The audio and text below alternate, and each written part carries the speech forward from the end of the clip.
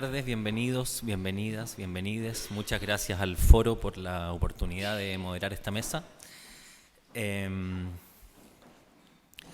la última parte de la conferencia, Jacques levantaba la tesis de que hay una delgada línea a partir de estos nuevos modos de circulación del arte contemporáneo, una delgada y peligrosa línea de perder la especificidad del arte al entrar en esa circulación. Esto me recordó una tesis de Catherine Millet en su libro sobre el arte contemporáneo que dice algo similar respecto de las vanguardias. Dice, el proyecto de las vanguardias era bajar la obra del pedestal y claro, la bajaron, el problema es que abajo estaba esperando, ávido, el mercado. Entonces, de algún modo ella dice, las vanguardias sí transformaron el mundo, es mentira que no transformaron el mundo, pero lo transformaron de un modo bastante más superficial respecto de lo que hubieran querido las vanguardias. Es decir, transforman el mundo a un nivel puramente estético, podríamos decir. La industria del diseño, la moda, la arquitectura. Por lo tanto, volviendo sobre la reflexión de Jacques, podríamos pensar que la pregunta que se detona hoy es de qué modo el arte podría, en el futuro, modificar el mundo. Porque en eso estamos, ¿no? Siempre el arte está intentando modificar el mundo y ahora que está esa línea peligrosa, la pregunta sería entonces, ¿de qué modo inesperado, como fue con las vanguardias, podría resultar esa modificación de la realidad? Y me parece que las tres presentaciones que agrupa esta mesa de distintas maneras un poco lo abordan. La subversión de la memoria, en el caso de lo que nos va a presentar Mauricio Barría, el artivismo actual, en el caso de Lorena, y podríamos pensar que incluso Dragón es un poco esa pregunta, ¿no? ¿De qué modo el arte hoy puede hacerle algo a la realidad? A propósito de la obra de Guillermo Calderón que nos va a presentar sobre su trabajo. Para no robarle más tiempo a los ponentes, solamente permítanme establecer un pequeño epígrafe de Henri Bergson en Memoria y Vida, que dice, ¿en qué sentido es memoria la duración? Nuestra duración no es un instante que reemplaza a otro instante, no habría entonces nunca más que presente, y no prolongación del pasado en lo actual, ni evolución, ni duración concreta. La duración es el progreso continuo del pasado que corre el porvenir y que se hincha al avanzar. Desde el momento en que el pasado crece incesantemente, se conserva también de modo indefinido. La memoria no es una facultad de clasificar los recuerdos en un cajón o de inscribirlos en un registro. No hay registro, no hay cajón. Aquí no hay siquiera propiamente hablando una facultad, porque la facultad se ejerce de modo intermitente cuando ella quiere o cuando puede, mientras que el amontonamiento del pasado sobre el pasado prosigue sin tregua. En realidad, el pasado se conserva por sí mismo, automáticamente. Sin duda, en todo instante nos sigue todo entero. Lo que desde nuestra primera infancia hemos sentido, pensado, querido, está ahí, inclinado sobre el presente, con el que va a reunirse presionando contra la puerta de la conciencia que querría dejarlo fuera.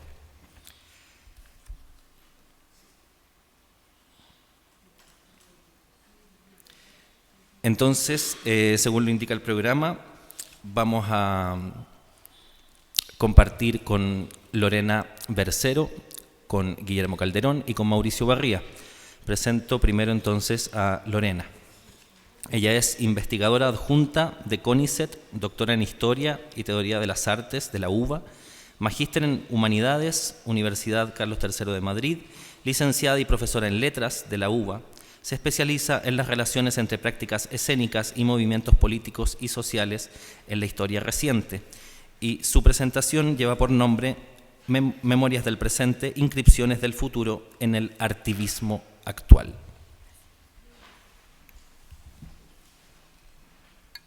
Bueno, muchísimas gracias por la presentación, Iván, y antes que nada también agradecer por la invitación, por la posibilidad de estar acá y de compartir la mesa además con dos personas cuyo trabajo conozco y admiro realmente un montón.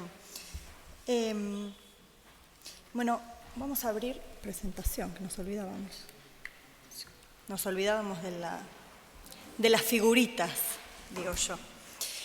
La pregunta por los futuros posibles me lleva otra vez a Benjamin y en particular a la reiteración de la idea que reitera tantas veces de Michelet de que cada época sueña a la siguiente. De acuerdo con esa idea, el presente como tiempo histórico es la construcción que el pasado ha hecho de él. En mis trabajos sobre teatro militante avancé en esta línea respecto de las relaciones del presente con el pasado reciente. Según la propuesta de este encuentro, mi intención ahora es pensar en el presente como pasado de los futuros que imaginamos. Si bien entonces el presente es resultado del pasado, la historia ha preparado el presente como futuro posible. En este sentido, y dado que el futuro encierra la imposibilidad de existir, el presente, además de factualidad, aparece como posibilidad. En su segunda tesis, Benjamin postula dos definiciones para la idea de presente. El presente como el aquí y ahora, forjado en lo que ha llegado a ser la consecuencia del pasado, y el presente como posibilidad, forjado en el pasado fracasado, en los pasados que no han llegado a ser. Así, si el presente real es acto, el presente posible es potencia. El presente como posibilidad se cimienta en el pasado de lo que no ha podido coagular. En este sentido, cada presente ya no es solo continuidad o consecuencia del pasado. Al trabajar con el pasado reciente, retomaba yo la referencia a esta cuestión que Reyes Mate hace en el marco de un sesudo análisis de las tesis de Benjamin. Si llamamos a la posibilidad presente, dirá Mate, es porque reconocemos a esa historia frustrada un derecho a ser, a lograrse, a la felicidad, a ser redimida. Fin de la cita. Esta idea nos permite tomar distancia del presente como acto, como factualidad, y pensarlo en todas sus dimensiones de posibilidades. Y por ende no solo imaginar futuros posibles, sino también futuros imposibles. Planear desanclajes, desvíos, interrupciones y disrupciones.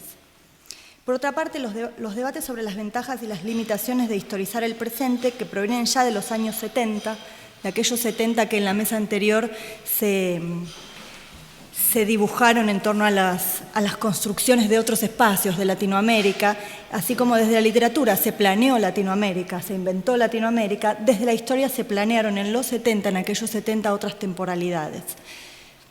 Es en ese momento en el que se funda, también en París, el Instituto de Historia del Tiempo Presente, que constituyó un espacio intelectual clave para esta línea de pensamiento. B. Derrida, fundador y primer director del instituto, definía el presente como el tiempo de la experiencia vivida. Se trata, continúa, verdaderamente, y cito, de un terreno movedizo, con periodizaciones más o menos elásticas, con aproximaciones variables, con adquisiciones sucesivas. Un tiempo caracterizado por el hecho de que existen testigos y una memoria viva de donde se desprende el papel específico de la historia oral. Fin de la cita. La historia del tiempo presente opera entonces como marco teórico que al mismo tiempo nos brinda herramientas analíticas para pensar la contemporaneidad. Mi propuesta va a ser entonces pensar la contemporaneidad más contemporánea, digamos, el presente en las relaciones y en estas dimensiones entre el arte y lo político, que como también escuchábamos hace un rato parecería una novedad, pero en realidad no es ninguna novedad. Sí será una novedad las formas. También las preguntas y hacia dónde se está pensando. Algunas de las preguntas formuladas como disparadores de este encuentro me resonaban muy especialmente en relación con mi campo de estudios. Estas son algunas de las preguntas a partir de las cuales pensaba. Una de las figuras destacadas en la actualidad en el campo de la historiografía del presente que integra y ha dirigido también el mencionado Instituto del Tiempo Presente es Henri Rousseau. En el 2017 visitó la Argentina y observó la dimensión que la historia toma en nuestros países y muy particularmente la dimensión que en nuestras sociedades cobra en relación con la memoria.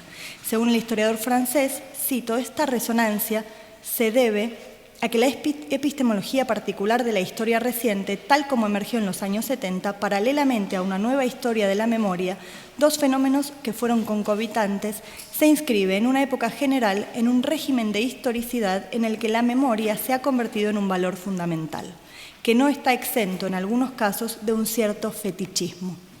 Fin de la cita. En esa conferencia, Rousseau se va a centrar en una historiografía de la memoria con la intención de corroborar la hipótesis de que, cito, este modo de escribir la historia, esta sensibilidad en torno a la memoria y al modo de investigar la historia contemporánea se ha vuelto un fenómeno mundial. Fin de la cita. Contrariamente a su voluntad de establecimiento de una teoría global, es mi intención hoy tomar algunas de sus argumentaciones para pensar los modos en que la memoria, y más específicamente la memoria en el campo artístico, tiene lugar en nuestro presente como modo de imaginar futuros y que de algún modo funciona como respuesta a las preguntas anteriores. Me he dedicado largamente a la investigación sobre la construcción de memorias en el teatro argentino, haciendo algunas aproximaciones a estas problemáticas en los demás países del Cono Sur.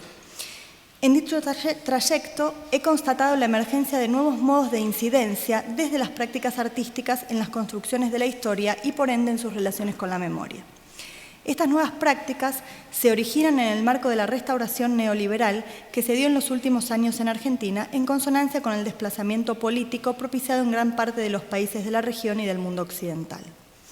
Ya a partir de los últimos años del gobierno de Cristina Fernández, comenzaron a organizarse colectivos artísticos que desarrollaban distinto tipo de tácticas de intervención en el espacio público.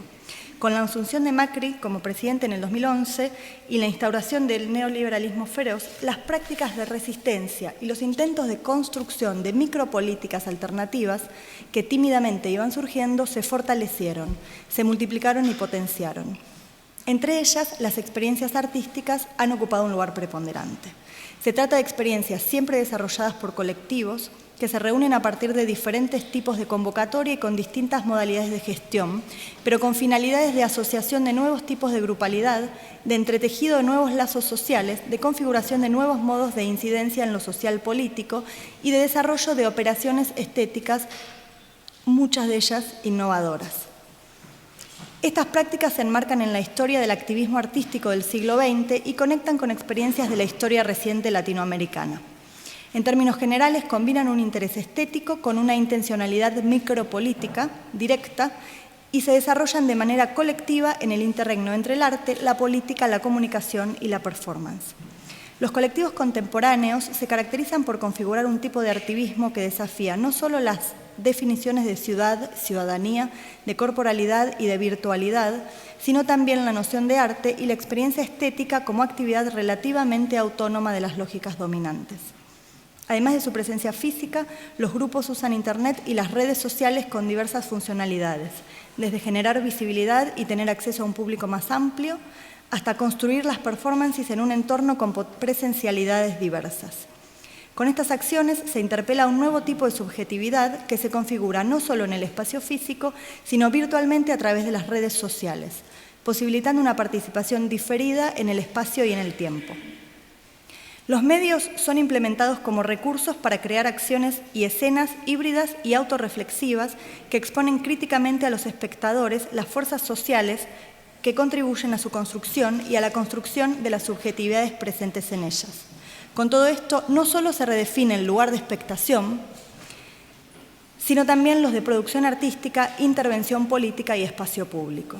El activismo artístico contemporáneo intenta despertar a la sociedad de las ilusiones del neoliberalismo, señalando la violencia física y simbólica, subvirtiendo los usos del espacio público, subrayando el carácter antidemocrático de la hegemonía patriarcal, modos de socialización, de organización social, política y económica que de él se desprenden y están naturalizados. Algunos de los colectivos se vinculan a corrientes del feminismo o a movimientos sociales. Podría decirse que estas características generales definen ampliamente el fenómeno, pero sin embargo, se trata de un tipo de práctica que constantemente se escurre de una definición cerrada. Por ejemplo, si bien una de sus características centrales es la intervención en el espacio público de la ciudad, el artivismo también se realiza en otros tipos de espacios, como centros culturales, universidades y sitios de memoria. En el mismo sentido, subrayamos su carácter antiinstitucional, sus tensiones y sus disputas con la institución, desde instituciones estatales y culturales hasta la institución arte, pero, por ejemplo, los museos incluyen intervenciones de este tipo, incluso privilegiándolas en las curadurías o promocionando convocatorias específicas de intervención artístico-política.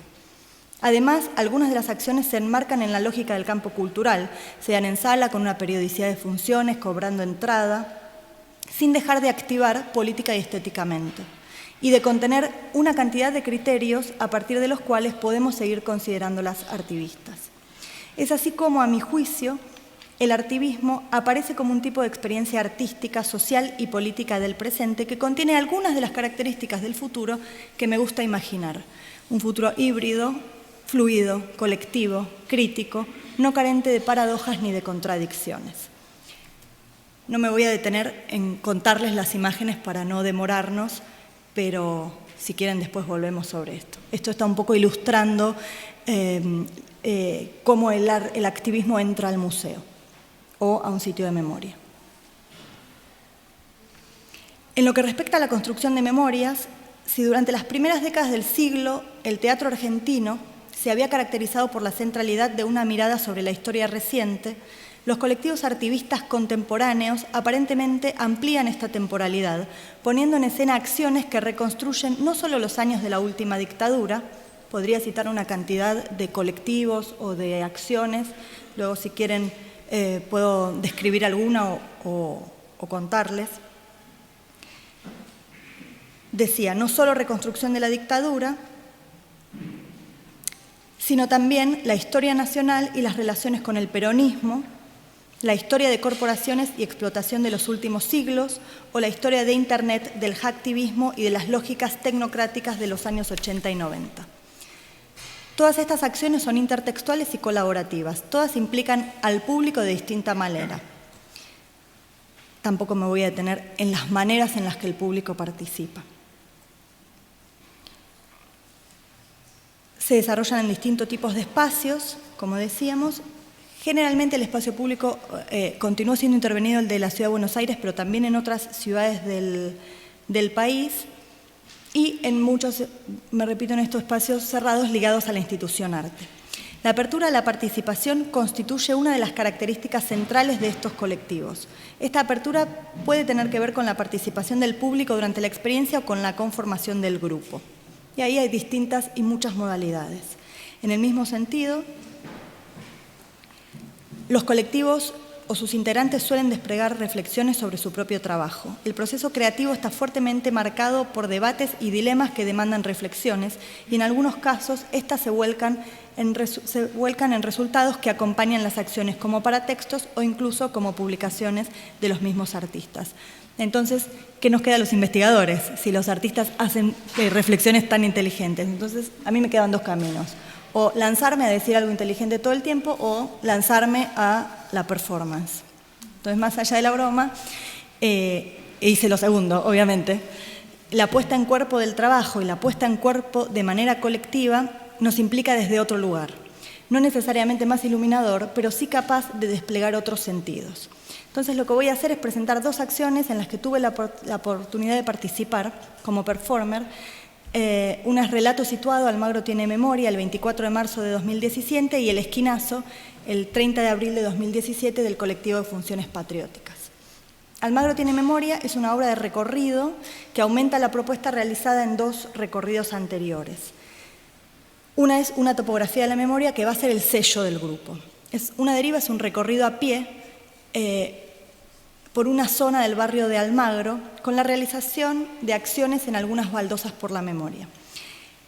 Realizada en la noche del 24 de marzo de 2017, fecha en que se conmemoraban los 41 años del golpe de Estado del 76, la propuesta consistió en una deriva por todas las baldosas por la memoria del barrio de Almagro, que estadísticamente es el barrio con mayor cantidad de detenidos desaparecidos de la ciudad de Buenos Aires. Para ello se convocó a actores, músicos, artistas visuales e investigadores. A cada uno se le asignó una baldosa para que realizara una acción en torno a ella. Fueron más de 40 acciones desarrollándose en simultáneo y se estima que asistieron más de 300 espectadores participantes. El grupo de investigación que yo coordino en la Facultad de Ciencias Sociales de la UBA fue invitado a participar y algunos de los integrantes del grupo realizamos intervenciones. Se partía de 5 puntos de encuentro, que son 5 espacios culturales del barrio. Cada participante llegaba a uno de estos puntos de encuentro donde recibía una lista de detenidos desaparecidos con la dirección de su baldosa y un plano de la zona. Y con ese material realizaba su propia deriva. Esto constituye una diferencia sustancial respecto de los recorridos anteriores, donde se realizaba el recorrido en grupo. Aquí cada uno realizaba su propio recorrido. Junto con el mapa y la lista de baldosas se les indicaba que la experiencia duraba 1 hora y media y que al final debían acercarse a la Plaza Almagro. Con esta información, cada participante, solo o quien hubiera ido a participar de la experiencia, emprendía su viaje. Y cada performer tenía la indicación de que debía realizar su acción cada vez que se acercara un participante. Y en la Plaza Almagro se realizó un encuentro musical de cierre. No se cobró entrada, como sí se había cobrado en las obras de recorrido anteriores, sino un bono contribución con el que se colaboró con Barrios por Memoria y Justicia. Este evento, además, fue declarado de interés para la promoción y defensa de los derechos humanos por la legislatura porteña. Almagro tiene memoria.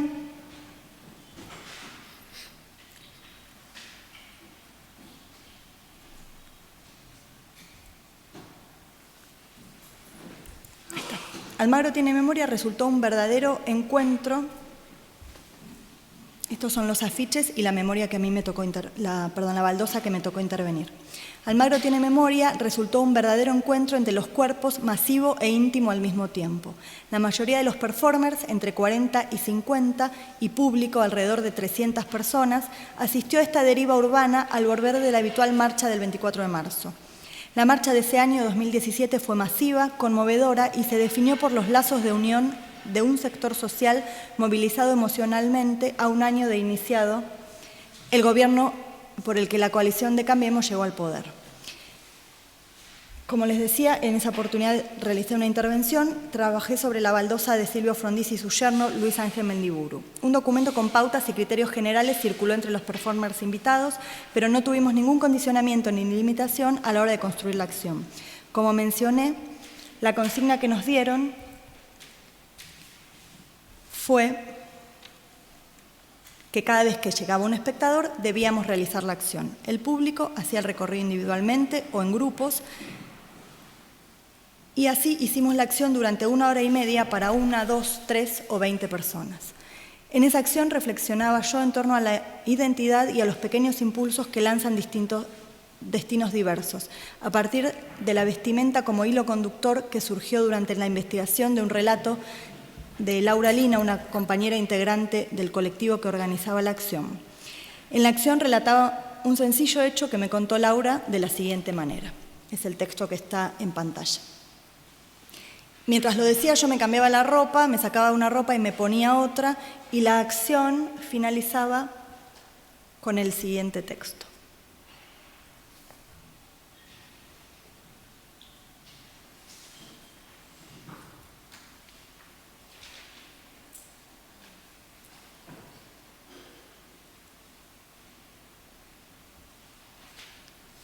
La imagen a la que hago referencia ahí es la foto de la diapositiva anterior.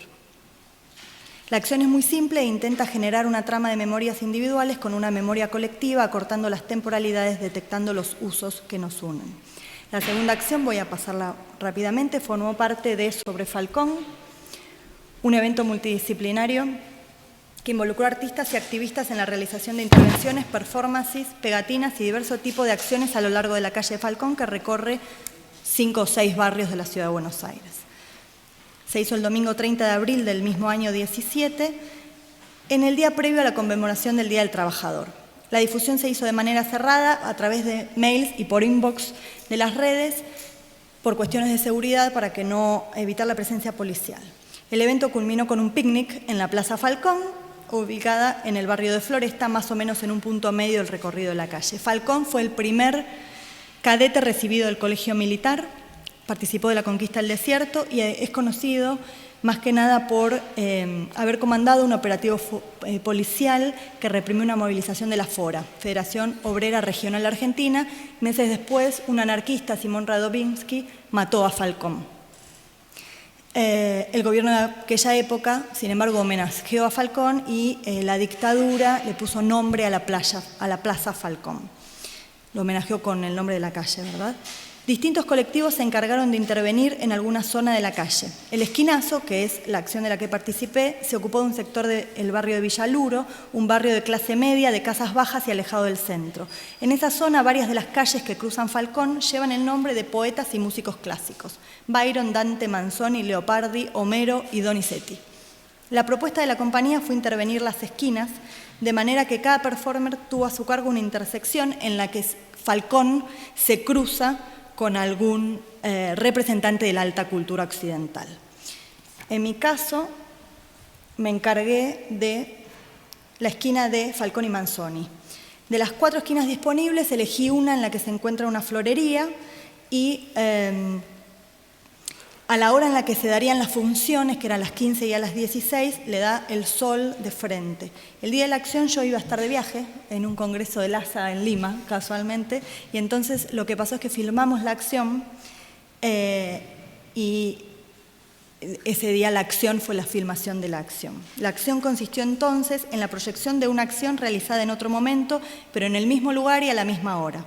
La zona es casualmente muy familiar para mí, viví cerca en mi infancia e incluso en ese momento vivía cerca también, y a partir del conocimiento en el cuerpo de la zona me propuse reflexionar sobre las fronteras, sobre las temporalidades, sobre el migrar y el inmigrar, la materialidad de la presencia.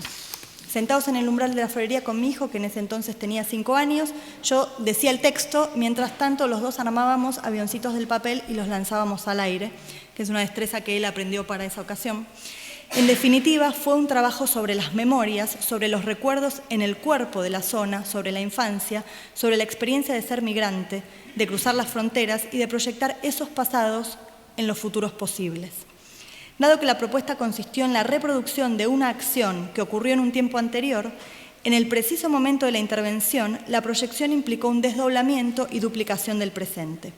Esto que está aquí ocurriendo ahora, en realidad ocurrió en otro tiempo.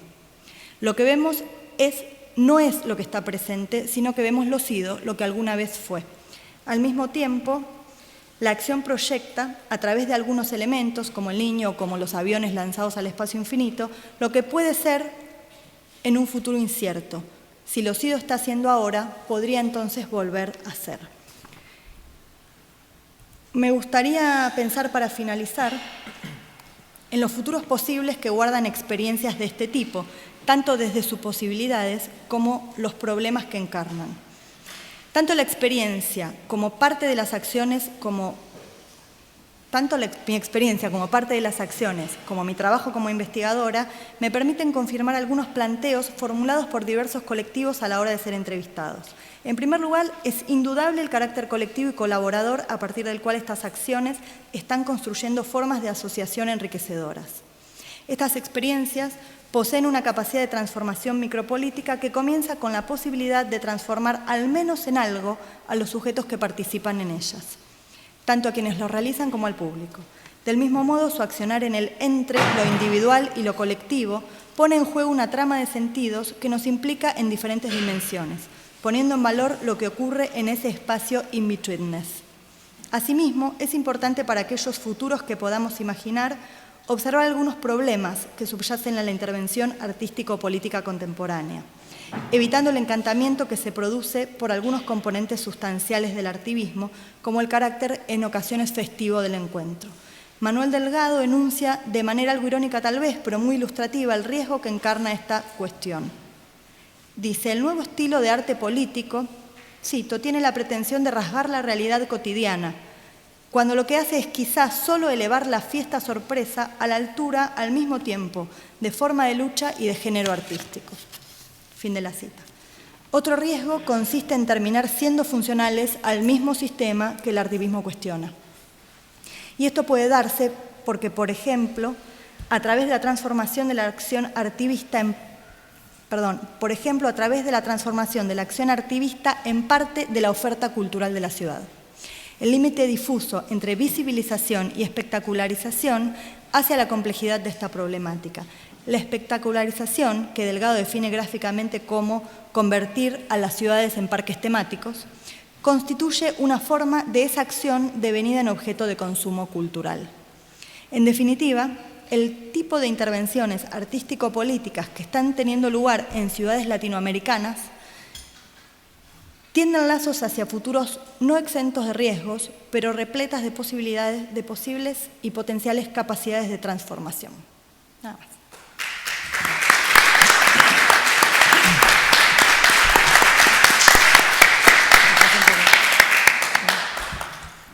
Muchas gracias, Lorena.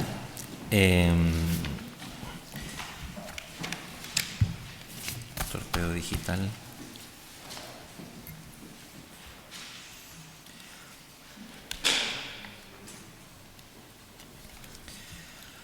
A continuación, entonces, los dejo con Guillermo Calderón.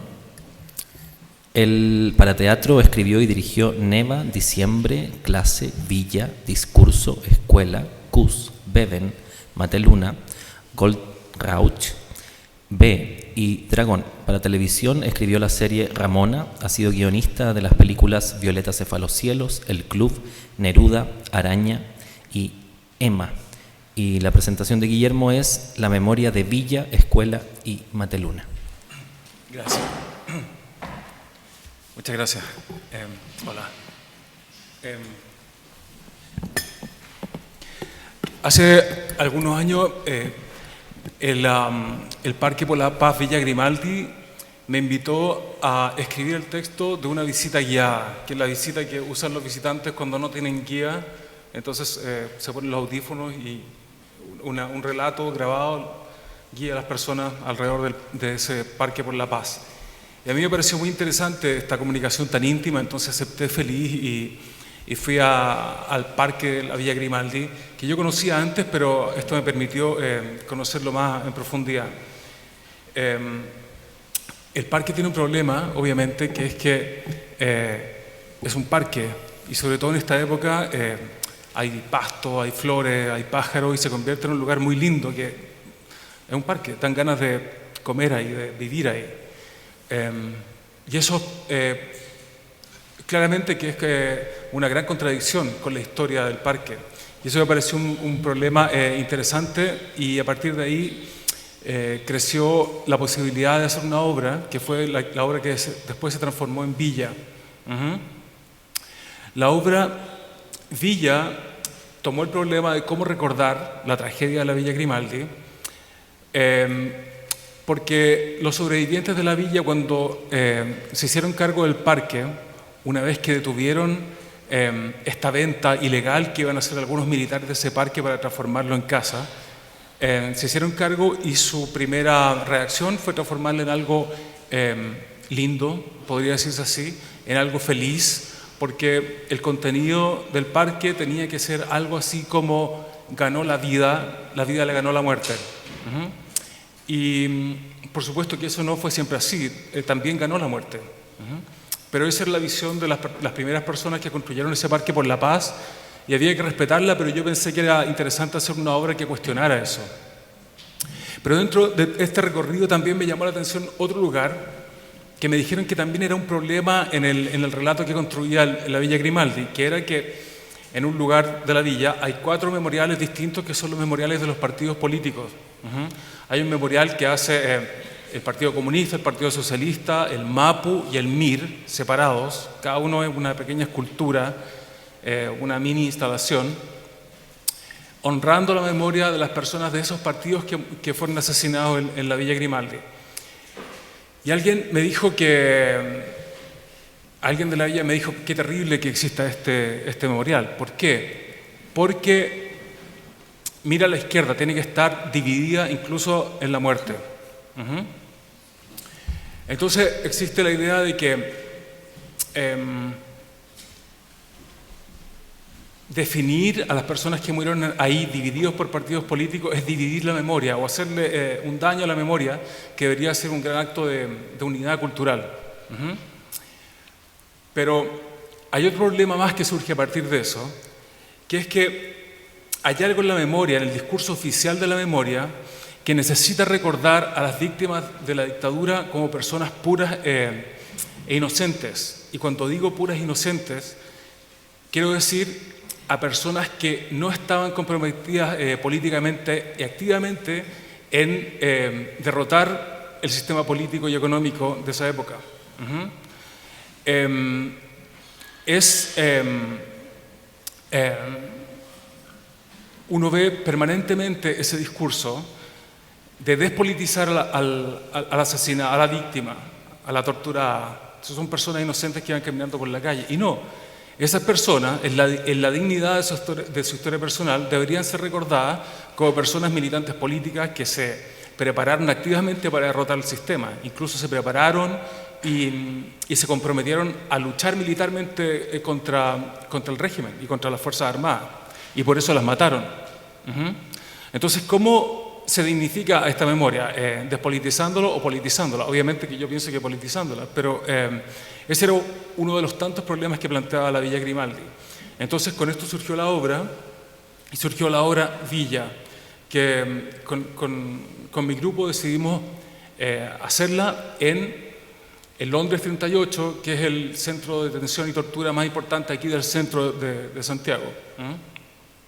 ¿Por qué? Era importante salir del teatro, porque yo antes había hecho una obra que se llamaba Neva, que fue una obra que fue como importante, era muy política, era muy radical desde mi punto de vista, pero como estaba situada en un mundo chejoviano, que parecía un mundo de alta cultura, fue popularmente visto como justamente eso, como alta cultura.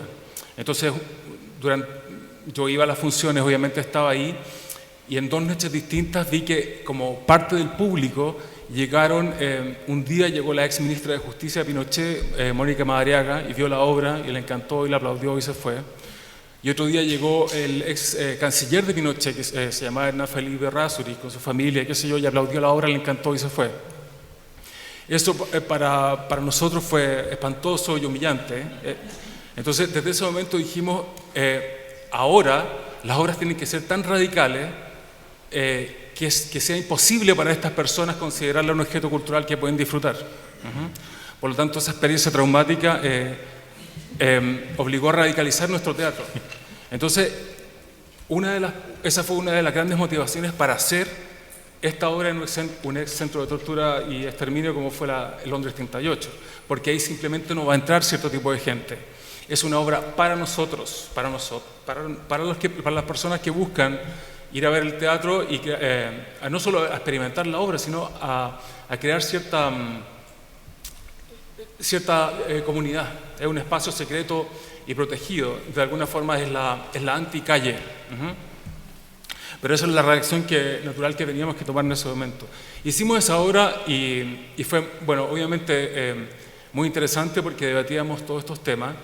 Y también, obviamente, como estábamos tratando de hablar de la Villa Grimaldi, que es como un lugar semi-olvidado, con poco presupuesto, aunque hay otros centros de exterminio con menos presupuesto que ese, obviamente, pero era necesario compararlo con el gran legado de la memoria, que es el Museo de la Memoria que queda en la Avenida Matucana, aquí también en Santiago. Es un gran gesto arquitectónico, un gran edificio blanco, y como decimos en la obra, es un edificio que dice competencia internacional de arquitectura. Parece un objeto premiado, ¿no? Es como una gran escultura de museo premiada por una competencia internacional. Y ese lugar, que es muy lindo y además es un lugar de los más visitados por los turistas internacionales porque cuenta muy bien la historia de lo que pasó en Chile, qué sé yo, es un lugar que crea un problema también, porque instala la memoria, la instala con su propio lenguaje y su propia idea de lo que fue la historia, pero lo hace en un país donde no hubo realmente justicia. Entonces, de alguna forma, nosotros nos dan un museo maravilloso, pero eso complica el discurso, porque para una persona que no sabe la historia de Chile podría decir, mira qué interesante cómo este país se hizo cargo de su historia y fue capaz de construir este museo maravilloso. Pero la verdad es que para la gente que experimentó este crimen genocida de toda esta época, es casi un insulto. Porque no queríamos un museo, queríamos verdad y justicia. Nos dan un museo, bueno, lo tomamos, pero en realidad eso está ocultando la tragedia de no haber tenido nunca justicia. Bueno, esos son más o menos los temas que discutimos en esta obra Villa. Ahora, cuando llegaron los 40 años del golpe, el año 2013, a mí me encomiendan hacer una obra acerca del golpe, ¿ya? Pero yo en realidad no tenía tanto vínculo con el golpe, porque, bueno, no lo viví, no me acuerdo del golpe, claro, pero sí me acuerdo porque viví la parte última donde termina la dictadura. Entonces decidí como trucar un poco el encargo y hice una obra de cómo la dictadura termina, no cómo la dictadura empieza. Entonces hicimos una obra que se llamó Escuela. ¿Por qué? Porque durante esa época existía un fenómeno en todo el país en que en pequeños en casas a lo largo de todo el país, obviamente en un ambiente de total clandestinidad, existían escuelas en donde personas, militantes políticos, le enseñaban a otras personas a prepararse para la guerra paramilitar, para enfrentarse a la dictadura y obviamente a las Fuerzas Armadas. Cómo hacer bombas molotov, cómo hacer bombas caseras, cómo manipular armas cortas, cómo organizar la vida clandestina. Y estas eran muy comunes, ocurrían a todo Chile. En todo Chile se podría decir que una generación entera de personas que vivieron en esa época recibieron ese entrenamiento paramilitar. Eso está borrado de la historia, pero no solo está borrado de la historia, sino que está borrado de las biografías también, porque no es algo que se cuenta, porque es algo ilegal, y es algo que al día de hoy a uno lo podría meter en problemas con los servicios de inteligencia que siguen operando. Por eso decidimos hacer la obra entera con las caras cubiertas durante la obra completa. El elenco nunca se sacaba la capucha de la cara. Pero la idea era reproducir la escuela sobre el escenario y enseñarle al resto del elenco a cómo hacer esta escuela real. Entonces uno iba a la obra y si uno ponía suficiente atención, uno aprendía a hacer una bomba casera. De alguna forma era forzar una enseñanza en el público. Pero lo más importante era intentar reescribir la memoria de la dictadura, principalmente cómo terminó la dictadura. Porque el discurso que se impuso es, por supuesto, el discurso oficial es: derrotamos a la dictadura con un lápiz, fue una transición pacífica y ejemplar, y ese discurso ignora que para mucha gente el fin de la dictadura fue un completo fracaso. Fue un fracaso un gran proyecto político revolucionario, socialista, y también fue un acto de violencia absoluto en que la gente que había manejado la dictadura, administrado la dictadura, se transformaban en demócratas y se transformaban en las nuevas personas que iban a llevar esta nueva transición a la democracia, incluidos los exministros de Pinochet que fueron a ver mi obra al teatro esa vez. Entonces, ¿cómo cambiar la memoria con la intención de reescribir la historia? Porque obviamente que la ambición es absoluta, ¿no? Necesitamos recordar algo que nunca vivimos o que algunas personas vivieron en secreto para poder volver a mirar esa historia de una forma crítica. Cuando cayó la dictadura, yo, por lo menos en la gente que yo conocía, se experimentó como un gran fracaso. Y yo salí a la calle y había gente que gritaba el sí, el no, la misma hueá a los dos. Y que llamaba a no votar, obviamente, por el plebiscito de Pinochet, porque esto iba a legitimar esta transición totalmente que actuaba como una derrota y una derrota estratégica para el movimiento popular. Ahora, esa historia obviamente que no existe, quizás existe en las biografías personales, pero no existe en la historia ni en la memoria oficial. Entonces, esa era la necesidad de hacer esa obra escuela. Ahora, para hacerla, nosotros invitamos a los ensayos a personas que habían participado en esa época, a personas que habían participado de esas escuelas de guerrilla urbana. Nosotros invitamos a un hombre de 39 años que se llamaba Jorge Mateluna. Él vino a un nuevo ensayo y nos enseñó básicamente a hacer bombas, a manipular armas. No lo hizo explícitamente porque él había estado 14 años preso acusado de varios crímenes en el año 92, principalmente participando como militante del Frente Patriótico Manuel Rodríguez. Pero él fue indultado como resultado de la mesa de diálogo cuando se descubrió que había sido acusado usando muchos testimonios falsos que se habían obtenido bajo tortura. Pero él de todas maneras estuvo 14 años preso. Entonces él no podía enseñarnos gráficamente, o sea, en la práctica, cómo hacer esta guerrilla urbana, pero sí nos contó mucho de esa experiencia y nos sirvió mucho. Y de alguna forma él se transformó en el espíritu de esta obra escuela. Nosotros la dimos en el Teatro de la Católica y en la Plaza Ñuñoa. Él vino a ver la obra, le gustó mucho, le agradecimos mucho su aporte y ahí nos separamos. Esto fue en el verano. Después nosotros empezamos a girar con esta obra escuela, viajamos un poco y cuando estamos fuera de Chile nos dicen urgente, Jorge Mateluna está preso porque asaltó un banco. Estamos hablando del año 2015, más o menos. Sí. Pero ¿cómo es posible que haya asaltado un banco? Él estuvo 14 años preso, después se casó, tuvo hijos, es imposible que haya hecho eso, es demasiado torpe. Entonces fuimos a la cárcel a verlos, a la cárcel de alta seguridad, después de que lo tuvieron 6 meses en confinamiento solitario, que es básicamente tortura. O sea, la cárcel ya es tortura, pero tortura sobre tortura, ¿no? Y él dice, no, yo no lo hice. No lo hice y yo iba pasando aproximadamente a 25 cuadras donde se cometió el robo a un banco. Me pidieron los documentos, los pasaron por el computador, se dieron cuenta que yo era un ex militante y que había estado preso y me metieron preso y ahora hay testimonios falsos que me involucran a mí en el asalto. Y como él era, entre comillas, un reincidente, fue condenado a 16 años de cárcel. Entonces nosotros dijimos, tenemos que hacer esta obra en donde mostramos su inocencia urgentemente. Pero no solo tenemos que hacerla, es algo ineludible, no podemos no hacer esta obra. Entonces hicimos una obra en que hablábamos de la idea de la derrota política estratégica que sufrió él, y él de alguna forma representando una generación entera.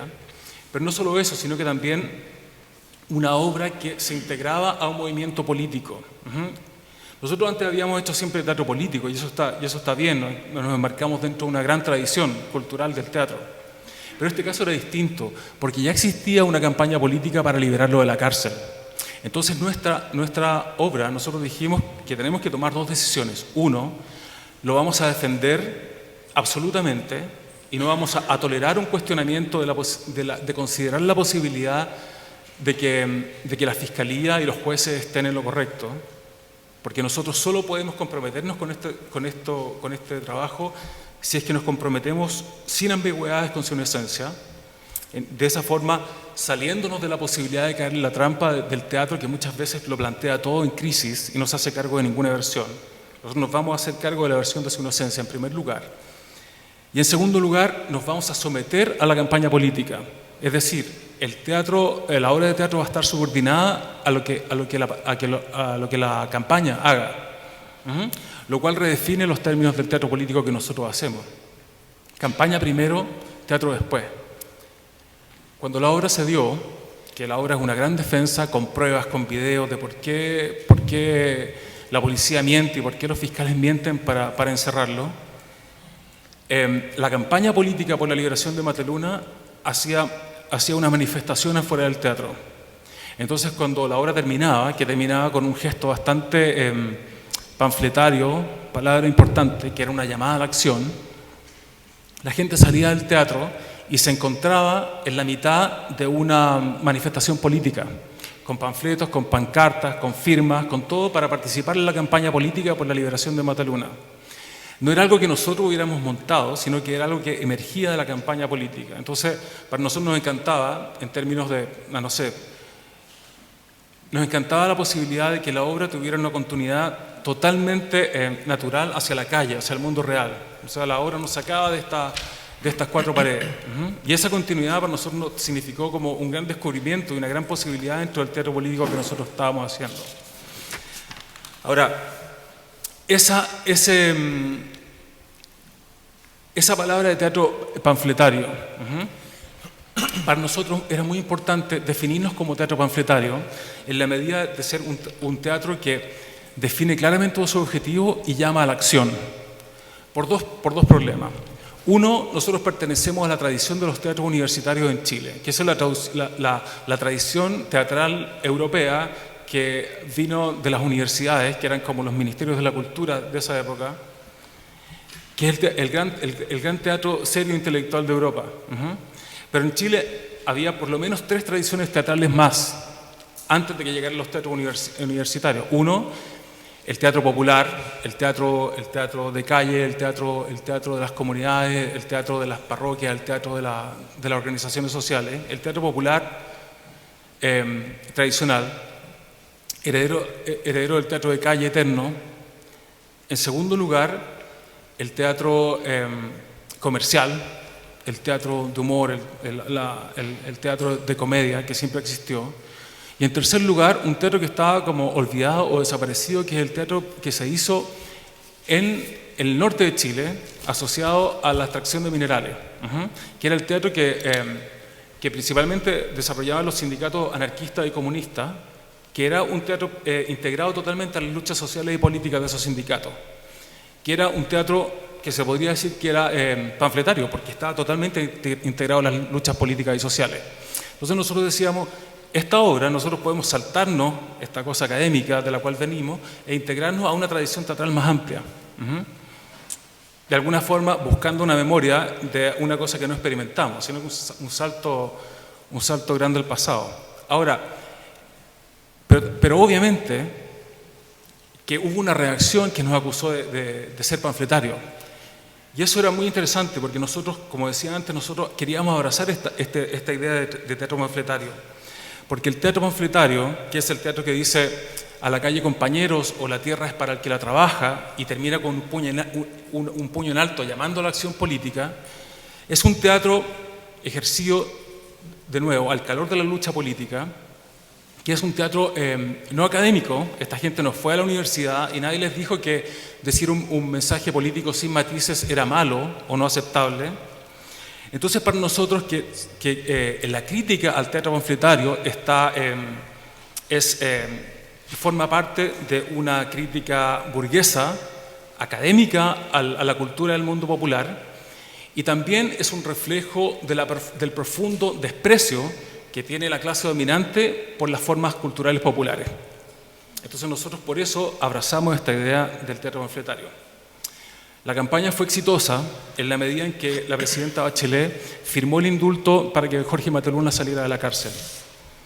2 horas antes de que Jorge Mateluna saliera de la cárcel, cuando tenía las maletas hechas para salir de la cárcel, el ministro de Justicia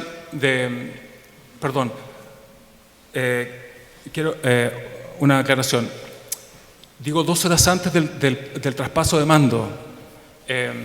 Michelle Bachelet iba a entregar el mando al presidente siguiente, que es Piñera, y ella firma 2 decretos. Uno que es para el cierre de Punta Peuco, que es la cárcel donde están los criminales, los torturadores, asesinos, y otro decreto que es para la libertad de Jorge Mateluna. Esos 2 decretos tienen que ser confirmados por el ministro de Justicia. Pero el ministro de Justicia Campos tiene un problema. Él quiere ser el gran maestre de la masonería chilena. Entonces no quiere ensuciarse con ningún problema político.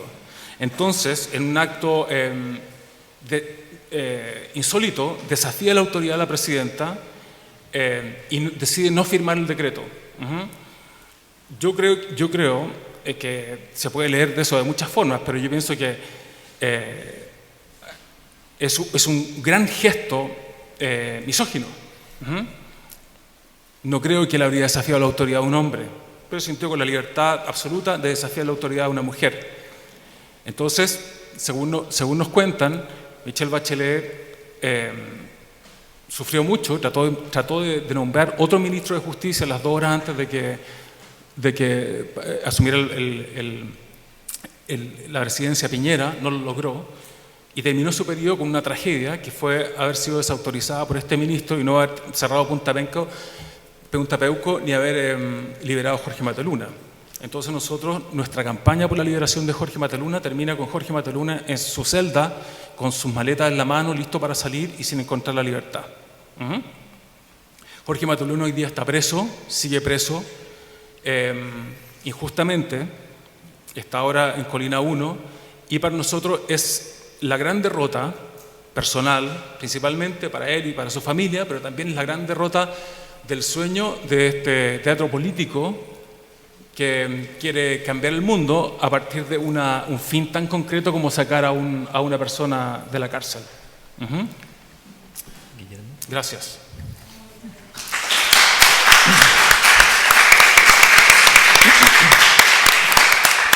Muchas gracias, Guillermo.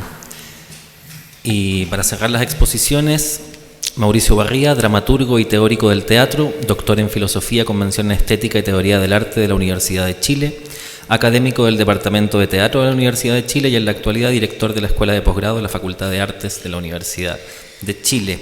Y la ponencia que nos va a presentar Mauricio es Relato y Dramaturgia, estrategias de subversión de la memoria.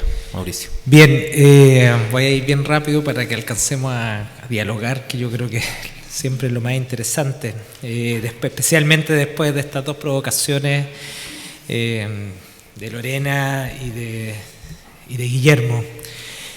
Agradecer la invitación y parto inmediatamente con lo que quiero plantear. Cuando abordamos la cuestión de la memoria, pareciera ser insoslayable no referirse a la noción de relato. Hablamos de los discursos sobre la memoria o de los discursos de la memoria y en ellos siempre estamos suponiendo la existencia de una forma en que estos se materializan y que habitualmente pensamos bajo la figura de una narratividad. Paul Ricoeur nos ha enseñado precisamente que la narratividad es el modo en el que el lenguaje se hace del tiempo, entendiendo que cuando decimos lenguaje no podemos disociarlo de la noción de sujeto o de subjetividad. Así pues, para Ricoeur la narratividad es el modo en el que nos hacemos humanamente del tiempo. Entonces, memoria, narratividad y tiempo constituyen una matriz a la que podríamos asignar modalidades como historia, testimonio o experiencia. Pero cabe interrogar aquí esta dimensión prioritariamente material que implica la idea de narratividad, que deseamos llamar simplemente relato. Desde este énfasis de la cuestión entendemos que un relato no es equivalente al discurso. Si por discurso decimos un conjunto de enunciados codificados significativamente, ni pensamos en el lugar de la enunciación en general, sino a la condición previa de todo enunciado, que es el soporte material en el que dicha enunciación se manifiesta y que desde el lugar de la narratividad se manifiesta por medio de una determinada estructura de organización de materiales o de componentes, signos o acciones, que luego conforman un discurso. ¿Se entiende? No hay una dimensión que podríamos llamar nosotros una estética de la narratividad, que no tiene que ver con un contenido aún, sino que con la manera en que organizamos un conjunto de componentes. En este sentido, pensar el soporte material, o más precisamente la condición sensible, prefiero llamarlo así, que define un relato y que no debe confundirse con el medio por el cual se transmite, nos permite descubrir que una determinada forma de relatar provoca ante todo un determinado efecto que incide en ese contenido. Luego, si la memoria y la historia son maneras de narratividad, estas cabría pensarlas desde una estética en el sentido de una decisión de cómo configuran materialmente su narratividad. Para Hayden White, el famoso historiador de la nueva historia, ¿no?, la cuestión misma de la historia se juega en el problema de la narratividad. Para el historiador no existe una diferencia esencial entre narrativa histórica y narrativa de ficción en cuanto al mecanismo representacional que ponen en marcha, pues lo que aquí se juega es la relación entre relato y realidad y los problemas concomitantes, por un lado de la verdad, la objetividad o subjetividad de esta representación y por otro la relación entre forma y contenido. Si la narratividad es simplemente un vehículo de comunicación de los hechos o modifica los hechos, O los hechos son en sí mismos narrativos, o el relato es neutral a la verdad de los hechos y que la verdad está garantizada por la correspondencia con el formato. El error es que los historiadores, desde lo que podríamos llamar una actitud natural o ingenua, imaginaban, por un lado, que el soporte narrativo era simplemente un vehículo de comunicación de un contenido que eran los hechos y tendieron a naturalizar una determinada matriz narrativa.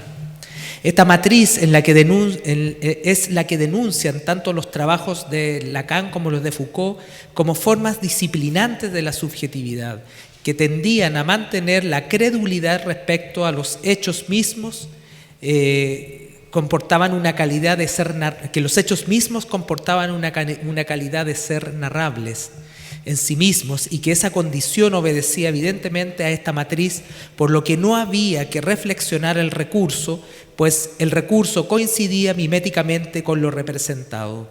Entonces se asumía que lo histórico tenía una determinada forma y era un determinado acontecimiento y no otros posibles. Y se imaginaba que el relato bajo esa matriz era garantía de objetividad y verdad. Solo se podía contar de un modo, no era imaginable versiones de los mismos. Los hechos mismos devenían unidimensionales. Pero eso mismo es capital por eso mismo es central para White subvertir esta actitud natural y reflexionar sobre la propia narratividad, pues, como él mismo plantea, comillas, cambiar la forma del discurso puede no ser cambiar la información sobre su referente explícito, pero sí cambiar ciertamente el significado producido por él. Es aquí donde la historia adquiere una condición crítica, pues la realidad a la que refiere puede ser representada de un modo u otro, contada de un modo u otro, con una forma narrativa u otra. Y eso no altera la realidad de lo real, pero sí su significado. En este sentido, apelar a una dimensión estética de la historia y de la memoria nos invita a ampliar los horizontes de eso que entendemos por relato, pues la historia o la memoria constituye no solo relatos de tipo lingüísticos, sino modos de relatar que también suceden o se asientan en los cuerpos y en las acciones. Historia no solo es el texto, es también una performatividad. Este último acerto es muy relevante, pues cuando Paul Ricoeur caracteriza el vínculo entre relato y memoria, presupone una determinada configuración que implica, a su vez, un modo de comprender el tiempo. Entonces, si concebimos el tiempo bajo el paradigma lineal causal moderno, asumimos un modelo canónico de la narratividad que coincide con ese paradigma, es lo que se suele llamar modelo aristotélico. Pero si imaginamos que existen otros modelos de tiempo, o viceversa, otros modelos de relato, entonces la pregunta por cómo hacemos la historia y cómo se construye la memoria se complejizan interesantemente. Y esto independientemente desde dónde partamos, si por hacer la crítica al paradigma temporal, de la que derivan otros modos de relato, o al paradigma narrativo, que supondría otros modos de configurar la temporalidad. Llega a ser claro que una estética del relato implica una estética del tiempo y por tanto un modo de vincularse con la memoria y con la experiencia cada vez diferentes. Concebir otros modos del relato sería concebir otras formas de historicidad y que develan la decisión que asume un autor de organizar los signos, acciones o acontecimientos de una tal manera que es ya una posición sobre la cuestión que intenta nombrar, recordar o exponer. ¿Cómo compongo? Esa es la cuestión. Guillermo decía, ¿cómo se escribe la historia, ¿no? ¿Cómo compongo? Esa es la cuestión crucial anterior a lo que compongo. Y esto supone una decisión estético-ideológica. Por de pronto preguntamos, ¿es posible concebir otros modos de relato? Esta pregunta podría resolverse simplemente si con ello quisiéramos proponer una suerte de tipología de los estilos, pero lo que interesa aquí es que tras un modo del relato se constituye ya un posicionamiento político sobre los hechos que intenta referir, y que tras ellos se esconde una forma de entender la temporalidad como experiencia o como concepto. Entonces la pregunta que se le devuelve al arte no es sino la misma que plantea White entre esa actitud ingenua y naturalizadora de los historiadores decimonónicos y la actitud crítica de una nueva historia. Y en el caso específico de las artes escénicas, la cuestión se puede ejemplificar en la pregunta por la dramaturgia de la puesta y el grado de autoconciencia de su ser relato. Desde este lugar, lo primero que es posible decir es que el problema del relato en artes escénicas se conecta directamente con el problema de la dramaturgia. En artículos anteriores he sostenido que la idea de dramaturgia proviene del concepto aristotélico de entramado de acciones, a veces traducido como argumento. Fue a partir de la lectura normativa de la poética hecha por los modernos que esta idea de entramado devino canónica y disciplinaria, definiendo eso que conocemos como estructura dramática. Sin embargo, a partir principalmente de las últimas décadas del siglo XX, que el paradigma dramático se verá afectado a un constante asedio de parte de nuevos autores y de nuevas condiciones históricas. Dentro de este, quizás el más significativo para mi gusto es Beckett. Pero la idea de dramaturgia se vio también apremiada por la experimentación de los artistas del happening, que vienen a otorgarle a la escena una libertad en relación al objetivo de contar una historia. Aparecen nociones como estructura compartimental de Michael Kirby o la de collage de eventos de Alan Capro. Un par de buenos ejemplos que tuvieron resonancia en la manera en que Susan Sontag definirá el happening como un arte de yuxtaposición dominado por una estructura alógica como la de los sueños que desnuda la condición temporal de la escena. De ahí en adelante es que la pregunta por la articulación de las acciones de un evento teatral se convierte en el asunto de la dramaturgia misma. Es decir, dramaturgias que piensan su condición de relato y ponen en crisis sus componentes, personajes, diálogo, articulación. Sea en el acontecimiento de la escena, como en el caso del Living Theatre o de Richard Foreman o de Jan Fabre, por nombrar algunos muy conocidos europeos, digamos, norteamericanos, o en el soporte escritural que las sostiene como partituras, ¿no? Esto encontrará un eco en las investigaciones pioneras de investigadores como Jean-Pierre Sarrazac o en el emblemático texto de Hans Thies Lehmann que todos los que estamos en el mundo del teatro conocemos. Pero este asedio a la forma de las tradicionales de relato dramático no fue caprichoso. Sucede en el contexto de la crisis de la modernidad. Se fractura la idea de subjetividad, de historia, se rompe la estructura binaria sobre la que había sido construido este gran edificio modernista y obviamente se quiebran las concepciones de tiempo y espacio que habían sido dominantes hasta ese momento. En el caso de las artes escénicas teatrales, este cisma se experimenta fuertemente en y contra el texto teatral, generándose un periodo de radical sospecha sobre la escritura y a favor de la performance, que culmina, sin embargo, con un interesante resurgimiento de la escritura, pero en un registro diverso. En Chile, esta fractura coincide con el proceso de la dictadura cívico-militar y el arribo del experimento neoliberal. Sabemos que el impacto de la dictadura no fue solo a nivel de lo político, sino que generó una profunda transformación en los modos de vida y en las maneras de relacionarnos socialmente, que puso en crisis la idea misma de representación y de lo representable. Ante la inconmensurabilidad imprevista del horror, los artistas se vieron compelidos a poder figurar tal cosa. El mundo se fragmenta, el sentido desaparece, así como desaparecen los cuerpos, la concepción progresiva y ascendente de la historia se derrumba estruendosamente. En este marco aparecerán los grandes reformadores de la escena moderna universitaria chilena que responden a la cuestión de cómo se representa la violencia o el horror. En definitiva, cómo nos hacemos cargo de la condición histórica de ese presente. Tal cosa se verá, por ejemplo, en los trabajos de Ramón Grifero y el Teatro del Fin de Siglo, o la experimentación de Vicente Ruiz, y especialmente en toda la primera etapa del Teatro de la Memoria, quienes, entre otros, constituyen un modelo de obra autorreflexiva de sus recursos, con un especial énfasis en la pregunta por el relato. Especialmente relevantes serán los montajes de la memoria y su famosa trilogía de la sangre, quienes no solamente hacen ingresar el testimonio como elemento articulador de relatos, sino también la fragmentación. Hay una desconstrucción de la figuración mimética a favor de lo figural y la materialidad sensorial. Los personajes dejan de ser personajes en un sentido moderno y aparecen cuerpos accionando intensidades, cuerpos desde sus desbordes. Las maneras de narrar entonces la memoria no solo cambian en un sentido temático, aparece la marginalidad, por ejemplo, a propósito de los travestis y asesinos.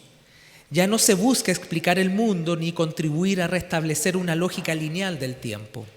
El tiempo ha explotado en estos montajes de la memoria. Ya no sabemos si eso que sucede en el presente de la escena es lo ya acontecido o lo aún por venir.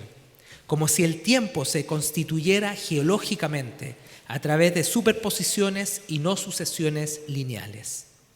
La historia de los travestis, por ejemplo, de la manzana de Adán, adquiere una suerte de condición mítica, acaso alegórica de la marginación, pero no en un sentido social, sino que existencial, de una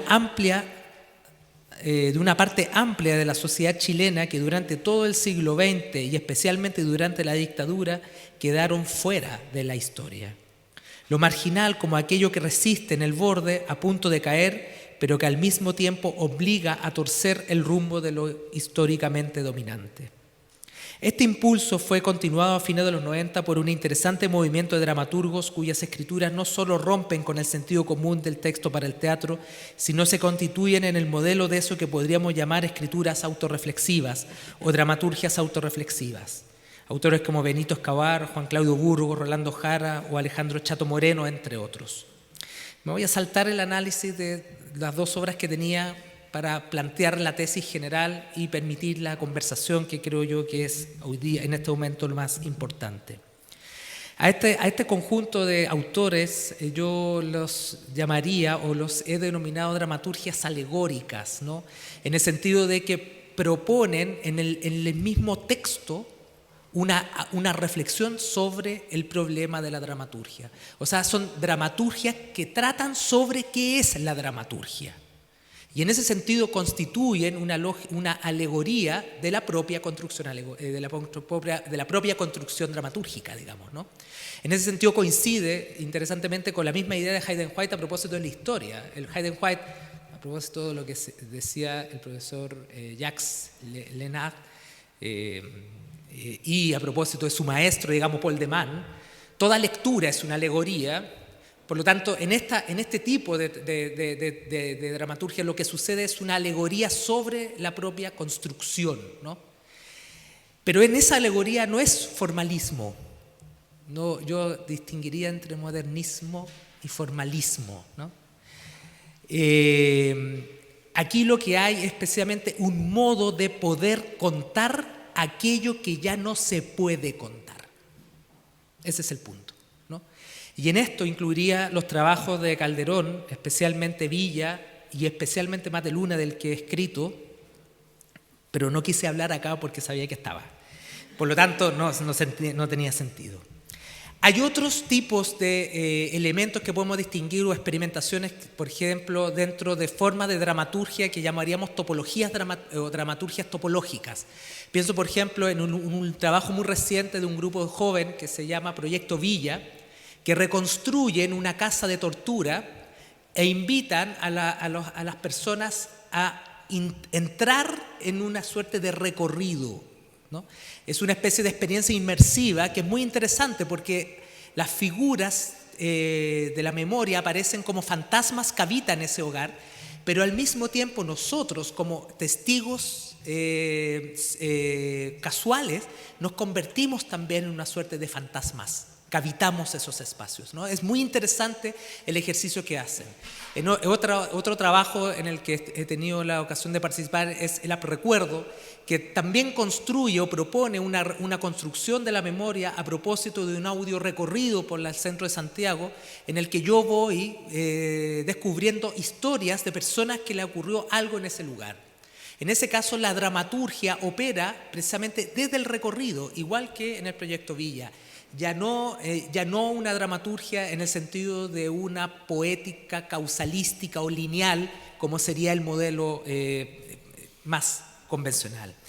Y una última, que no puedo dejar de mencionarla, es lo que nosotros podríamos denominar una suerte de dramaturgia de las presencias.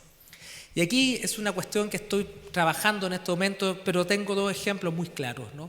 Son dramaturgias en donde es el cuerpo el soporte de la dramaturgia y por lo tanto es el cuerpo el lugar de donde acciona el problema de la memoria. Pienso básicamente en dos obras, una del 2005, que es la famosa trilogía de la patria de la Compañía de Teatro Provincia, pero pienso también en un trabajo muy reciente de Paulina Mellado y Verónica Troncoso, que es El cuerpo de la letra. No, en ambos ejercicios nosotros lo que vemos es un cuerpo accionando un proceso de memoria y por lo tanto la construcción de una memoria lejos de una idea de una construcción discursiva en términos lineales. Para cerrar,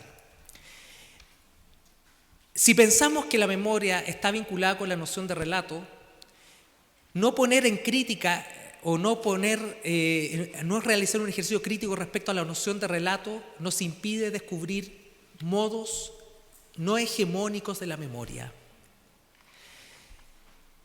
En Chile, en último tiempo, han emergido una serie cantidad de obras en la escena teatral que tratan sobre el tema de la memoria. Muchas, no voy a mencionarlas, los podemos después discutir o entrar ya en la polémica, digamos, ¿no? Pero en muchos de esos trabajos lo que uno ve precisamente es asumir acríticamente el modo del relato. Asumir acríticamente el modo del relato significa, de alguna u otra manera, volver a replicar los modos tradicionales de la memoria o los modos hegemónicos de la memoria, con todo aquello que eso implica en términos de posicionamiento político. Yo puedo estar hablando de una cosa muy terrible, de los asesinos de tal cosa, pero si no estoy transformando los modos de ese relato, lo que hago es replicar un discurso de lo ya sabido, de lo que ya sabíamos y conocíamos, ¿no? Creo que el ejemplo del trabajo de Calderón, especialmente en el ejemplo de Mateluna, me gustaría en algún momento poder conversarlo, creo que es muy significativo porque yo lo que leo en Mateluna, lo que él lee es una cosa, lo que uno lee es otra cosa, ¿sí? Lo que él lee puede importar, a mí me importa lo que uno puede leer también, ¿no? Esa es la gracia de la obra de arte. Lo que uno lee en esa obra es más bien una situación desesperada de poder contar. El ejercicio paródico o autoparódico que genera precisamente el grupo de Calderón, de instalar estas obras que no sabemos si son verdaderas o no, pero permanentemente en esa situación de fracaso para terminar radicalmente con ese desmontaje del montaje policíaco, ¿no? Yo decía en un artículo por ahí, la obra de Calderón trata de cómo pasamos de la indiferencia a que algo nos importe. Y esa situación la encuentro hoy políticamente radical. A propósito de tu hermoso concepto de teatro panfletario, yo creo que hoy día ser político es que no se empiecen a importar las cosas. Gracias.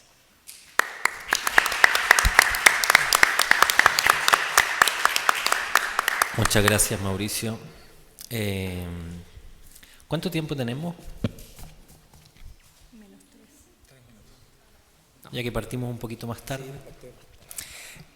Yo me voy a mutear y voy a derechamente abrir la palabra, cosa que se pueda generar el diálogo con la mesa.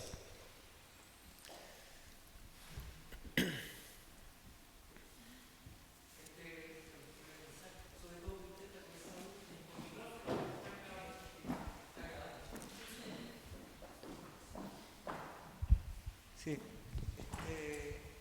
Al inicio de su trabajo como ocupó el término avant-garde. Y el término avant-garde no es una crítica, simplemente el término avant-garde es un término militar que se ocupa, que estudiando en Francia con camaradas, muchos relativan el término avant-garde y trataban de proponer otro término.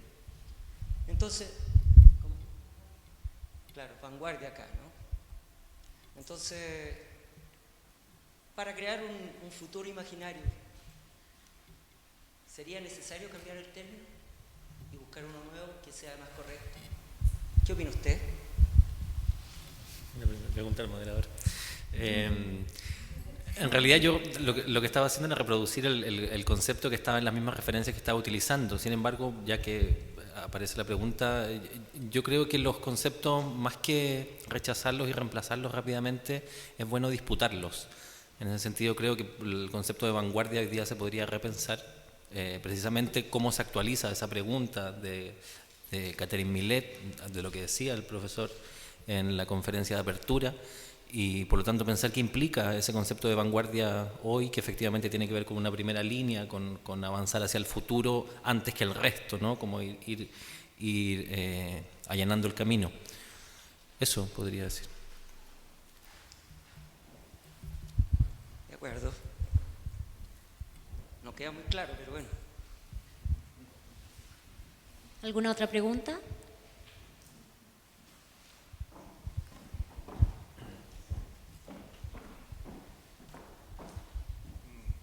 Gracias.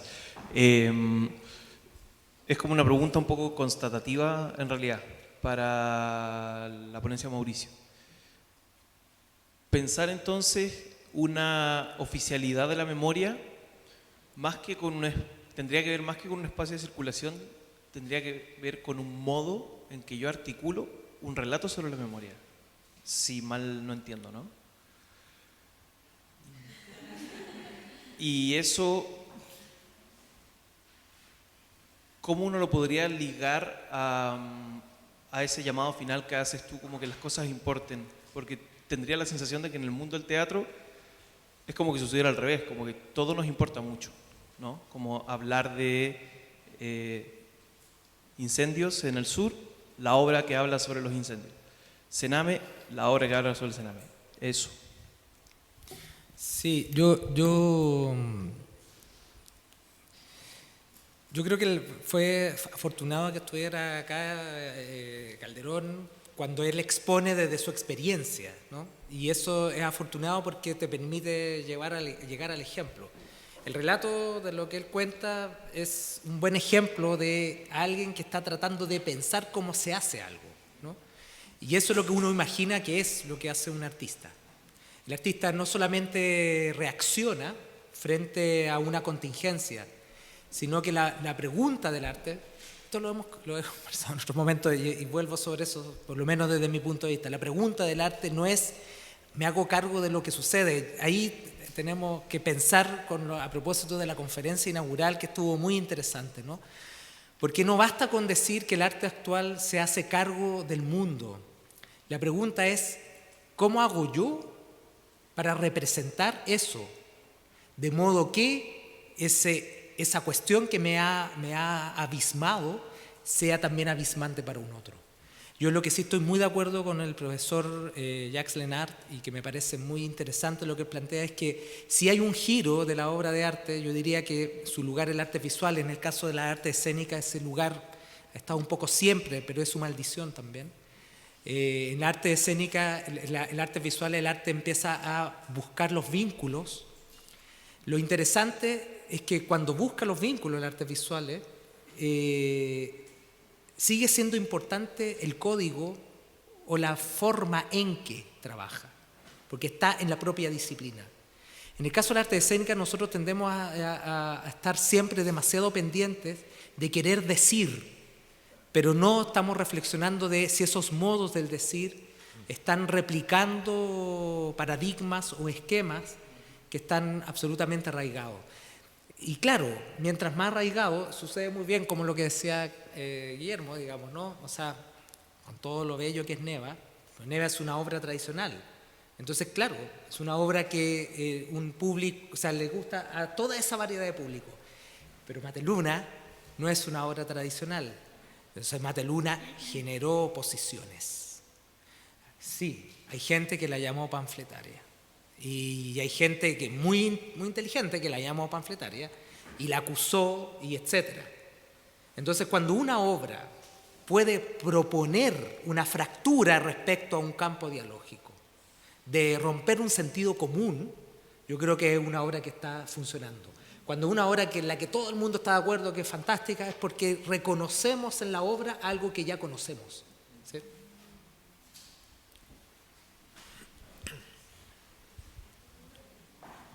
¿Alguna otra pregunta?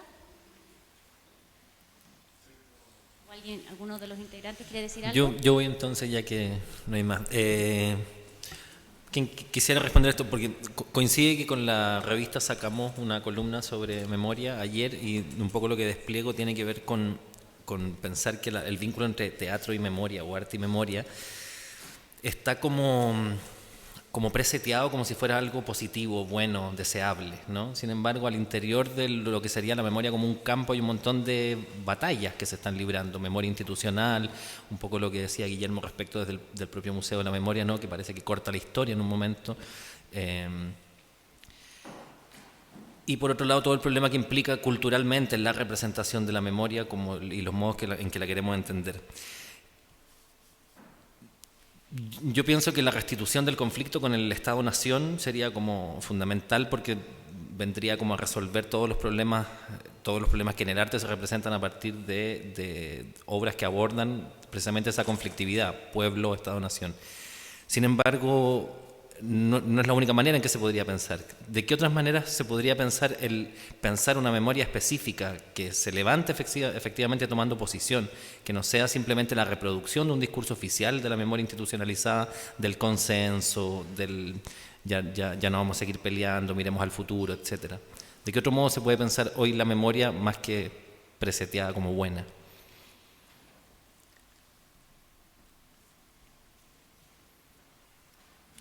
A mí me gustaría que hablaras algo del activismo. Creo que ahí hay una clave que puede ser interesante.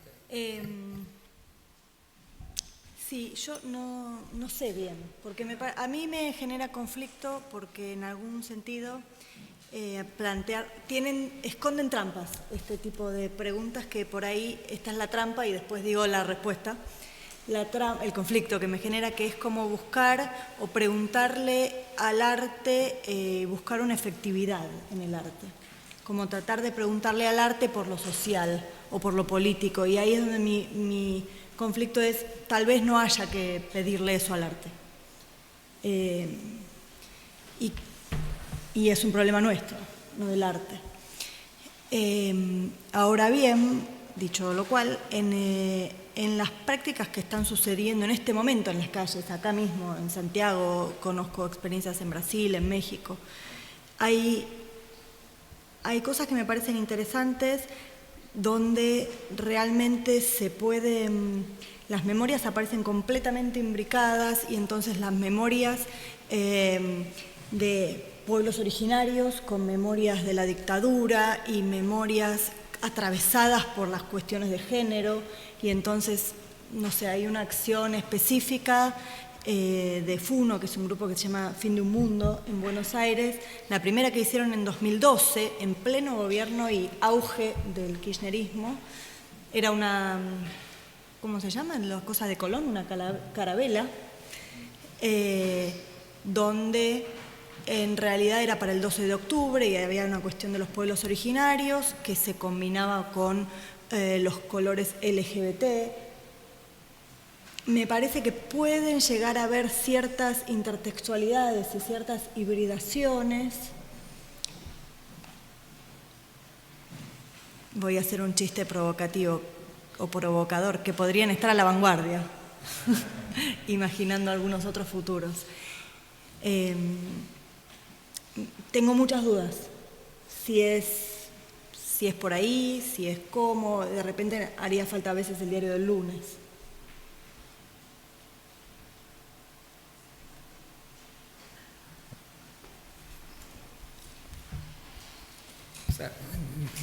Sí, y ahí hay otra pregunta. Sí, es que es una pregunta compleja en un aspecto, digamos. Yo creo que sí, hay una especie, lo decía también Lorena, hay una especie de fetichización de los temas de memoria.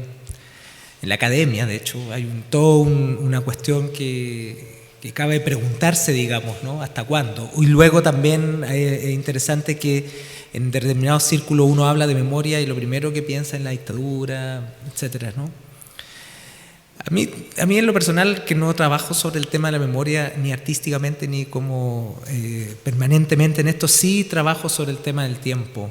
Y yo creo que a propósito de la cita de Lorena al inicio del texto que leyó, creo que ahí hay una cuestión que es bien capital. Pienso que la manera de relacionarnos con la memoria es la manera en que nos estamos relacionando con nuestros cuerpos en el presente. Entonces, la memoria no es una cosa que traemos, es una cosa que portamos. Está siempre en nosotros y en algún momento simplemente ponemos como un énfasis en aquello. Por eso me interesaba este tema del activismo, porque esta idea del académico que se desplaza en un momento determinado a hacer una acción, a eso que le llaman también hoy día, que está tan de moda, de poner el cuerpo, más allá de la moda o más allá del uso, fetiche, yo creo que allá hay una cuestión que hay que pensar. ¿Qué significa esa acción, esa presencia? De instalar una presencia en un mundo que parece desvanecerse a través de los medios de comunicación o las redes sociales, ¿no?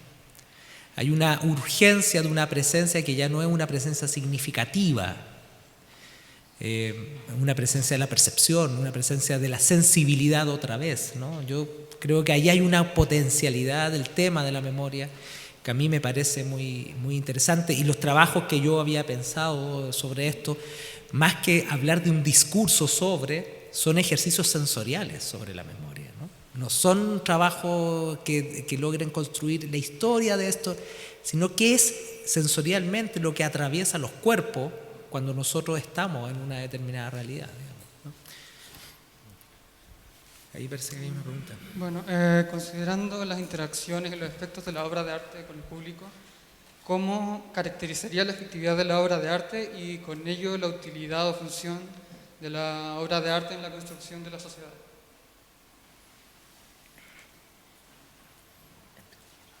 Eso. No mucho.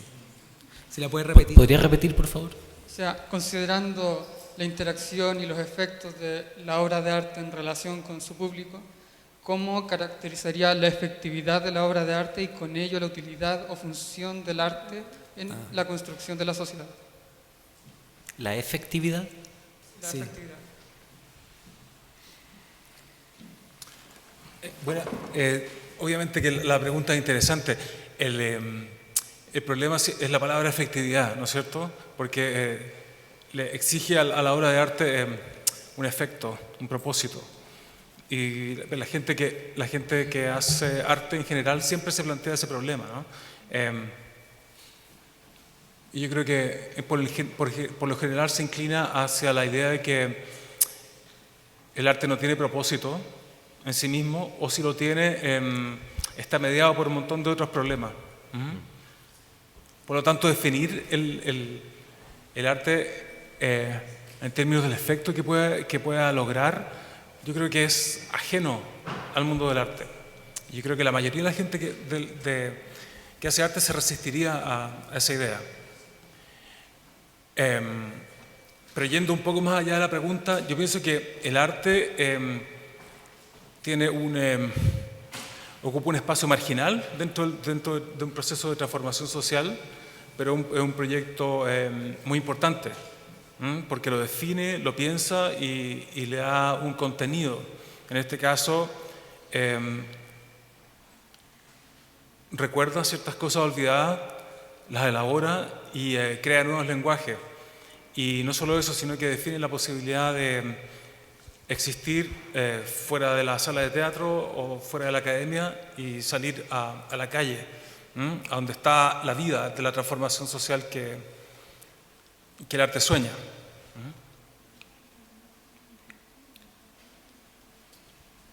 Bueno, no creo poder estar de acuerdo con esa respuesta porque, o sea, la razón o el destinante o el fin de la obra de arte, lo que ocasiona, en cierta forma, este objeto que se está poniendo en relación con el público, debería ser el efecto de la obra de arte, sería más o menos la relación y su función y su utilidad en la sociedad, la forma en que se relaciona la obra de arte con el público. Y esa relación igual se viene más o menos definiendo por Martin Heidegger como una cuestión más bien espiritual, pero no una espiritualidad tan mística, sino más una cuestión material, de la afectación en la mentalidad de las personas.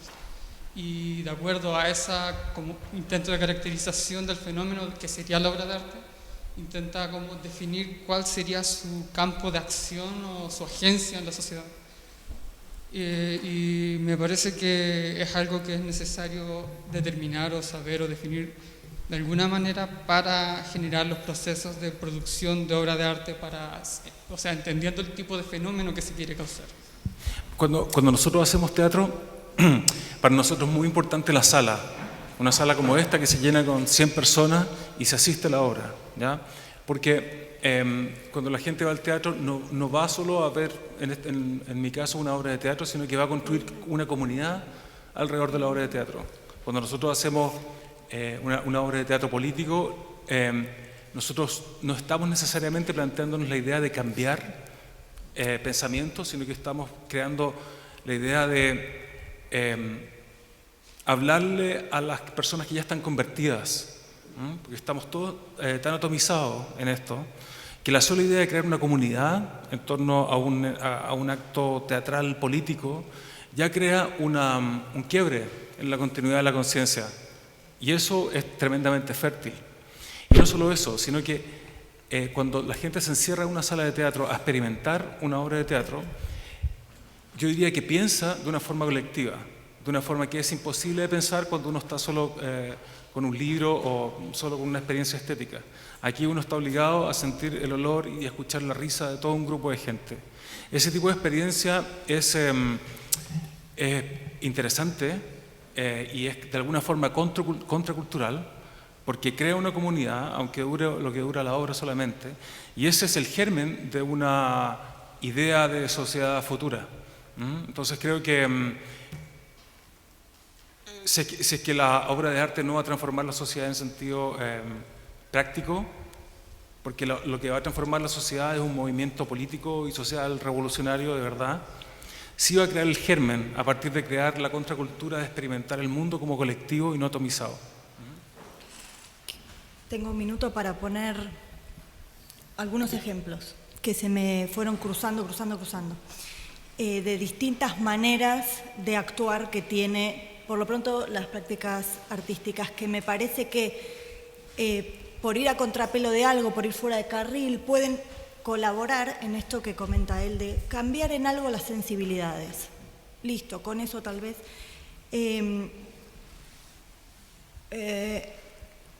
Desde a partir de los propósitos que voy a comentar sobre el activismo artístico, es exactamente lo que estoy trabajando. A partir de los propósitos que algunos colectivos se planteaban, hemos discutido mucho una tarde en mi grupo respecto de los alcances.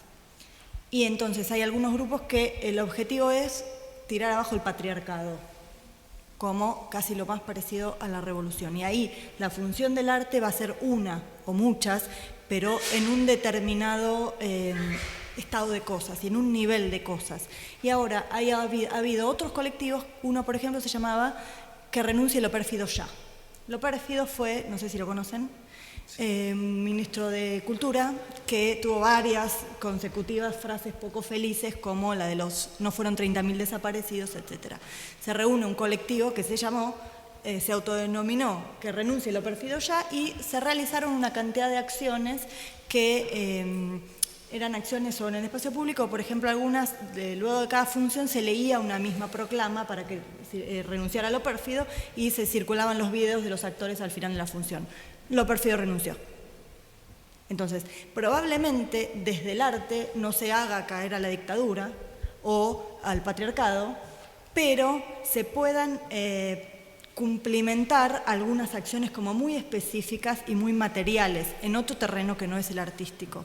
Por supuesto que la cuestión de la forma tendrá como unas discusiones enormes en este plano, ¿no? Y otro caso, trabajé también todos sobre Villa, todo lo que trabajamos sobre memoria, tuvimos que haber pasado sobre Villa o sobre alguna de estas obras que me parece que son como paradigmáticas, y me parece que algo interesante que pasó con algunas obras fueron los tránsitos que generaron. Yo trabajé en un artículo que creo, no sé si se publicó acá, me parece, cómo algunas obras migraron entre nuestros países. Y entonces, en esas obras de artistas, ¿no? Pero bueno, digo, en esas migraciones se cargan de nuevos sentidos. Y entonces, desde la forma que se genera diferente, hasta los sentidos que portan en ese otro lugar y las interpretaciones que generan, hacen crecer como un panorama de interpretaciones enorme que me parece que puede caber a esta apertura a nuevos futuros. O sea, esto de caer las fronteras me parece como también fundamental, porque es como esa doble circulación del teatro, que es a la vez como muy territorial, muy anclado, muy de los cuerpos en este preciso momento, en este lugar, y a la vez la posibilidad de desanclar, ¿no? No sé si en algo aporta, a lo que vos decías. O sea, por lo menos lo que he mencionado es que la obra de arte podría ser considerada como un estímulo, más o menos, al espíritu de las personas para llamarlos en parte a actuar o de alguna forma generar esta inquietud en el público objetivo de la obra. Sí, yo creo que puede ser eso. Yo no sé por qué hay que empeñarse en buscar eso. Yo creo que la obra de arte, o eso que se llama obra de arte, sucede, y uno elige relacionarse o no. ¿Cómo escoge relacionarse? Eso es precisamente algo interesante de esta especial expresión cultural. Porque en otras situaciones, cuando tú estás en una boda, el repertorio de tus posibilidades es de alguna u otra manera más limitado.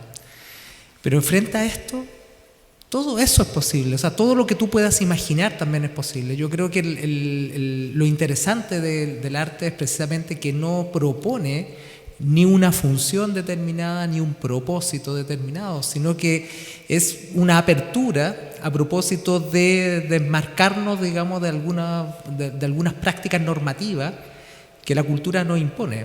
Yo creo que en lo occidental el arte como arte que uno podría decir nace en Occidente es la única cosa que ha salvado a Occidente de la barbarie radical. Nada más que eso. Nada más que eso, pero eso parece ser mucho también, ¿no? Pero no exigirle.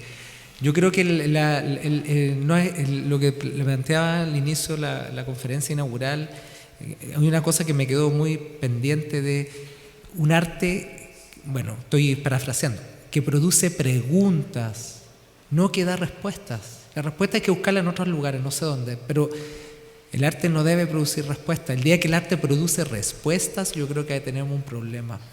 El arte te abre preguntas, y te abre preguntas que no habías pensado quizá. Eso creo que puede ser interesante. Me piden por interno ir cerrando por el tiempo. O sea, mi pregunta más venía como estudiante de artes visuales sobre la necesidad de entender la forma en que funciona la obra de arte en relación con su público, y es de ahí cuál es la utilidad de la sociedad, como algo necesario para saber qué tipo de fenómeno uno busca producir y entender más o menos los límites de la obra de arte. Sí. Ese es el proyecto. Sí, claro. Es un proyecto artístico, descubrir Claro. ese límite. Es bonito eso, es un proyecto artístico, sí, estoy de acuerdo. Bien. Muchísimas gracias, Lorena, Guillermo, Mauricio.